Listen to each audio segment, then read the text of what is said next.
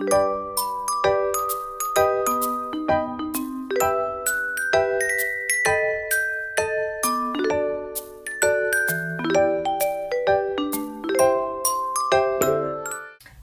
everybody, Agashe here. So today I will be reviewing the final of Bloody Romance. So Bloody Romance has finished, I think for a while now already. And the last review I did was like, I think up to like 15 episodes of it. I don't quite remember, but I finished it and let's see, I'm kind of satisfied and unsatisfied with it, but there's its pros and cons to it. But surprisingly, it's a short drama too for something like that, you know. It's like, I think 36 episodes only, so which is surprising short. But I've been hearing people, like fans going around saying that there might be a season 2 to it, so we'll see what happens in a couple months if there's any news about it. But the ending, so Chana like finally is like, you know, he leaves. Wame tells him to go because she met with like his lady general, and she's like, you need to let Chana go because he's like the heir to this princess who he's a prince and he can overtake the throne and rule the country, the kingdom, or whatever like that. And so, you know, Wame doesn't want to let him go because they're at this point they're actually in love. But you know, according to like Gwanghong City, when you're into all those things, you're not allowed to be in love. Especially you're not allowed to love like your shadow, which is what Chang'an was. And so, you know, you get to see like the lady, the chief lady of it, she's in love with her shadow, you know, but has to take it where she can't love him. So, you know, Wame just doesn't want to ruin Chana forever, so she tells Chana to leave, and Chana tells her like, you know, if I go and you don't stop me, I'm not coming back. And it breaks her heart because she really wants to stop him, but she shouldn't. She knows she shouldn't because he has other duties to take care of, to do, rather than just be her shadow and pretty much like a servant to her, you know, take care of her while she does all these things. And so while them being apart, she goes through a lot of punishment, and you know, he suffers, he hears about it, but he pretty much told her like, if you go through tough things, like go to Gongzi, the prince, and he'll help you, because the prince is also like in love with her, but like she has no feeling towards him. So, you know, goes on, fast forward, and Wame goes through a lot of trouble, and like Chana gets the news about it, and in a way they threaten Chana to come back so that they can torture him, and he does come back, and they torture him like so bad. Like, oh, when I was watching I was like, oh please don't do that. Like they tied him up and they like beat the hell out of his feet, and you're just like, oh my god, it's so painful. Ugh. Anyway, so like, you know, she goes through like this fight with the chief, and then if she wins, then she becomes the new chief of Gwanghong City. If she doesn't, then she dies, and Chang'an dies too.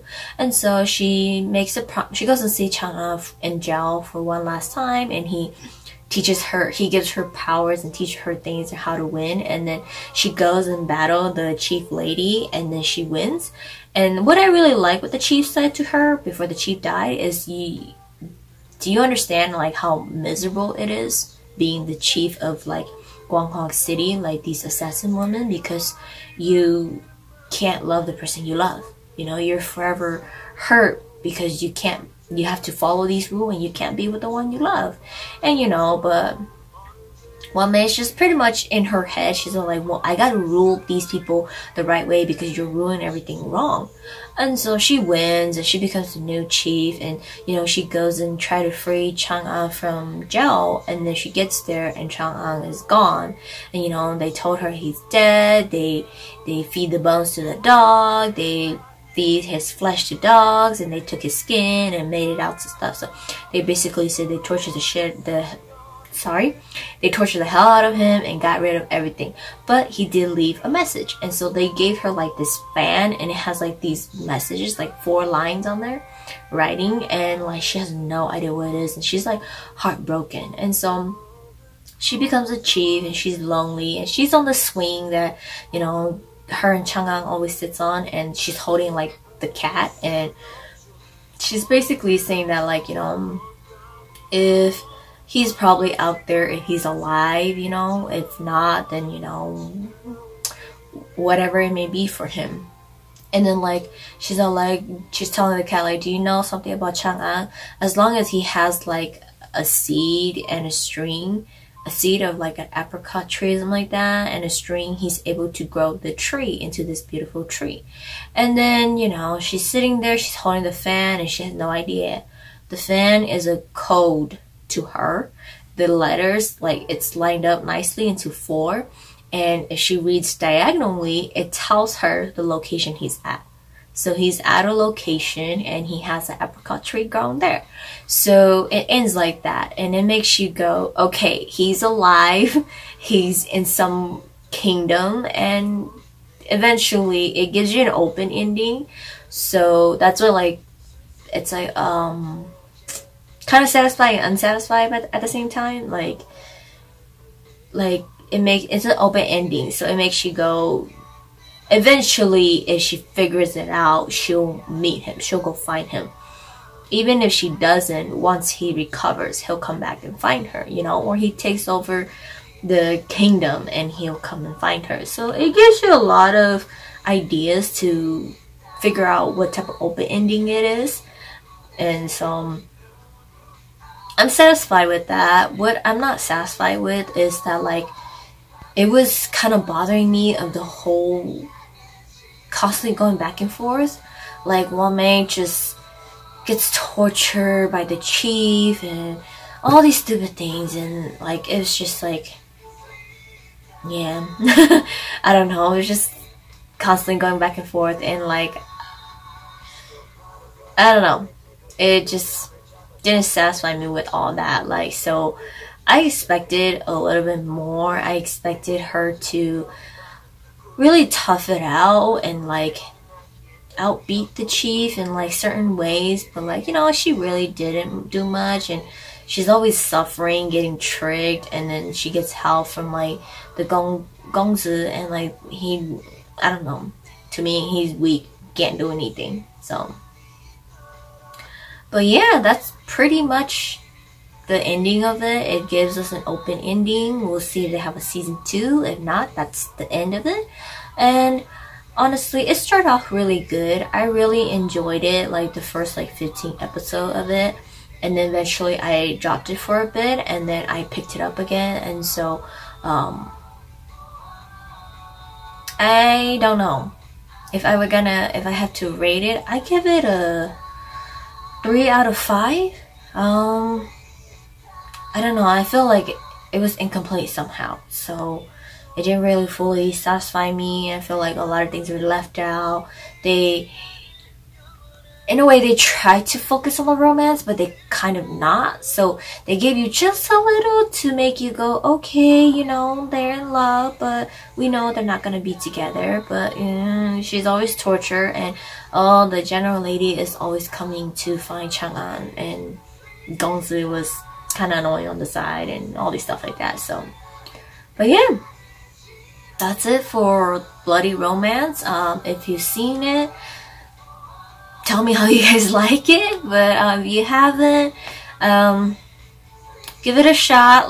Watch the first 5 episodes. If you like it, you can continue, or sometimes like how I do it, be very honest, sometimes I watch some dramas, I watch like the first 5 episodes, I watch like 2 in the middle, and I watch 5 at the end. So I skip like everything in between, especially if it's like a huge long drama. I wait till it finishes, and I watch the first 5, the middle, the first, and the last 5, and that's it. That's how I watch it. And I watch like music videos or fan-made videos just to kind of see some parts that I miss, and that's pretty much it. And if they do like recaps of it, I read it. You know, I'm like taking my mom to the doctors, and I'm sitting in the lobby, I'm reading it. that's what I do. So it saves me from sitting in front of my laptop for like hours and watching it. And I'm not like my sister where I watch like everything. I don't watch everything. Like I skip some boring stuff, and I just don't. Some parts it's just like, yeah, it's not very necessary to me. But like when I'm like with Ahjuxue and we watch like certain dramas together, like we literally watch everything, because as you guys can tell from our previous like drama reviews, Ahjuxue has a lot to say. Like he just has a lot to say. He talks a lot. He has a lot to say, and it's even more hilarious because after we watch it and like Ahjuxue just talks on and on and on and on about it, and I'm just sitting there like, okay, it's like you're recapping the whole episode again to me, but sure, you know, go ahead. And I don't have a problem with it, you know. I really enjoy it that Ahjuxue watches it with me. So, but you know, these type of dramas, he doesn't watch it with me. Like, he's seen parts and parts of it. So he gets off of work, and if I'm like watching it, he's seeing parts of what I watch, and then he'll ask me what happened or what's going on. So he sees some of it, but those that he's really interested in it, or that we're both interested in it, we actually wait until like, you know, the day is over and we're having dinner and we watch it together. So, or like, you know, on the weekend and we're just done with everything, we just sit together and we watch it. So, but yeah, sorry for going off a tangent. So that's it for the final review of Bloody Romance, and I will see you guys in the next review.